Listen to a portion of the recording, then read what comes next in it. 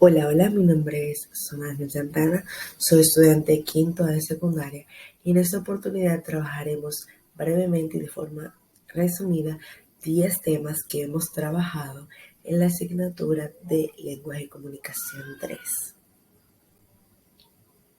Comenzaremos hablando acerca del texto instructivo. Un texto instructivo es aquel tipo de texto no necesariamente escrito que se compone de instrucciones, es decir, le brinda al lector de modo organizado y paso a paso la información que necesita para llevar a cabo una acción o resolver un problema. Básicamente, el texto instructivo le dice al lector cómo hacer algo.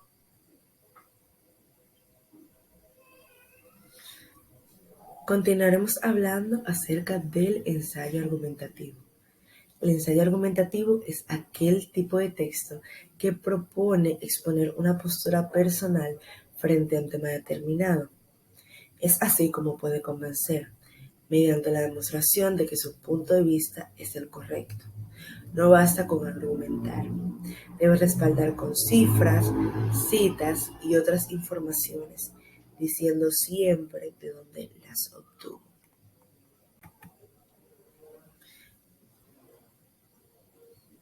Continuamos con los homónimos. Hay dos tipos, las palabras homógrafas y homófonas. Los homógrafos se escriben igual, tienen el mismo sonido, pero tienen un diferente significado. Por ejemplo, aquí tenemos la palabra lima, que se puede referir al fruto o al utensilio para limar las uñas. También al gato, el animal, o también a la herramienta utilizada en la mecánica para levantar los vehículos. Los homófonos se escriben diferente, tienen el mismo sonido, pero tienen diferente significado. Por ejemplo, aquí tenemos hecho sin H, que viene del verbo echar, y hecho con H, que es un sustantivo, o también puede venir del verbo hacer.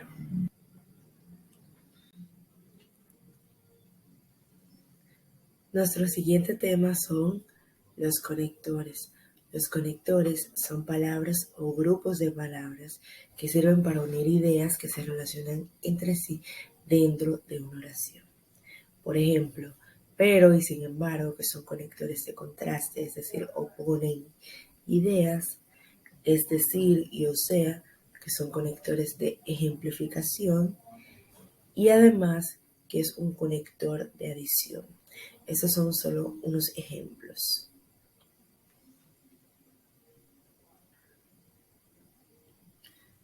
Continuamos hablando acerca del adverbio.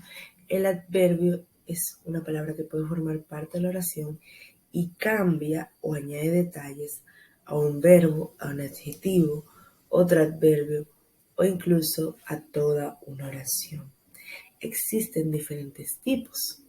Existen los de lugar, por ejemplo, aquí, ahí, allí, cerca, lejos, arriba, abajo, dentro, afuera, entre otros. También existe el de tiempo, ahora, luego, después, tarde, ayer, hoy, mañana.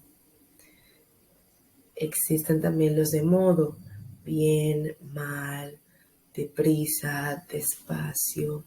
Muchos adverbios de modo están formados por un adjetivo seguido de la terminación mente. Por ejemplo, rápidamente, claramente. Algunos adverbios de cantidad son mucho, poco, bastante, más, menos, muy. Algunos adverbios de afirmación son sí y también. Algunos de negación son no y tampoco. Y un ejemplo de un adverbio de duda es quizá. Continuaremos hablando acerca de las figuras literarias. Las figuras literarias son recursos estilísticos que usa el escritor para transformar el lenguaje común y corriente en uno artísticamente elaborado. Es decir, transforma nuestro lenguaje cotidiano en uno mucho más bonito. Básicamente es eso. Algunas figuras literarias son el símil, que es básicamente una comparación. La metáfora, que se utiliza para referirse a algo sin nombrarlo explícitamente. La hipérbole, que es una exageración. La personificación, que da vida a un objeto inanimado, es decir, a un objeto sin vida. El pleonasmo, que es una repetición innecesaria, como decir subir arriba, bajar abajo. Son repeticiones innecesarias. La onomatopeya, que son sonidos de objetos o de seres vivos. Esos fueron solo unos ejemplos. Ahora estaremos hablando acerca de la literatura juvenil. La literatura juvenil es básicamente aquella literatura que está escrita para un público joven, especialmente para los adolescentes. Pero eso no significa que personas de cualquier edad no lo puedan leer. Aquí tenemos dos imágenes de nuestra participación en la Feria del Libro de este año 2022.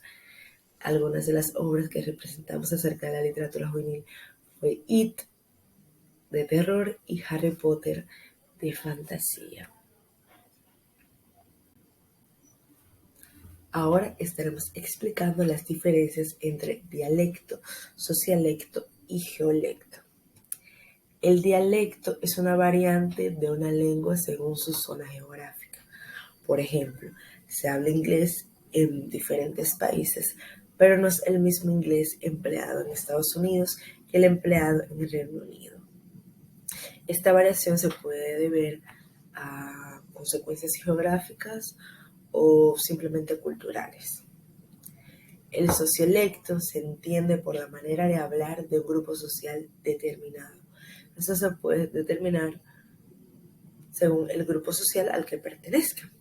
Por ejemplo, según su nivel educativo, sus actividades laborales y culturales y la pertenencia a determinadas comunidades. Por ejemplo, un estudiante de secundaria no utilizará las mismas variantes, no hablará igual que un médico, por ejemplo. Y finalmente, el geolecto existen dialectos nacionales, ¿cierto? Pero dentro de cada país también hay variedades lingüísticas, incluso entre la zona urbana y rural, e incluso también entre diferentes barrios de una misma ciudad. Ahora estaremos hablando acerca del prefijo, lexemo raíz y sufijo. El prefijo es la parte que se agrega al inicio de la palabra. El lexemo raíz es la parte invariable de donde se originan más palabras. Y el sufijo es aquella partícula que se agrega al final de la palabra y que puede variar su significado. Aquí tenemos la palabra supermercado. Super es el prefijo. Hace referencia a la relación superior que tiene respecto a otra cosa. Merc, que es el lexema, que viene de mercadeo y del verbo mercadear. El sufijo ado, en el caso de este sustantivo, indica semejanza con el significado de la palabra de la raíz, o sea, indica semejanza con el lexema. Este forma la palabra compuesta supermercado. Y como último tema, veremos las palabras según la ubicación del acento. Las palabras que se tildan en la última sílaba son palabras agudas. Por ejemplo, la palabra corazón, comparación. Las palabras graves o llanas se tildan en la penúltima sílaba. Por ejemplo, la palabra lápiz. Las palabras esdrújulas se acentúan en la antepenúltima sílaba. Aquí podemos ver un ejemplo de que la palabra esdrújula es una palabra esdrújula. También tenemos la palabra médico, sábado, miércoles y matemática. Finalmente, las palabras sobre esdrújulas son aquellas palabras que se acentúan antes de la antepenúltima sílaba. Por ejemplo, cálidamente. Esto fue todo por hoy. Recuerden que fue un pequeño resumen, un pequeño repaso de 10 temas que hemos aprendido en la asignatura de lenguaje y comunicación. Espero que les haya gustado. Feliz resto del día. Gracias.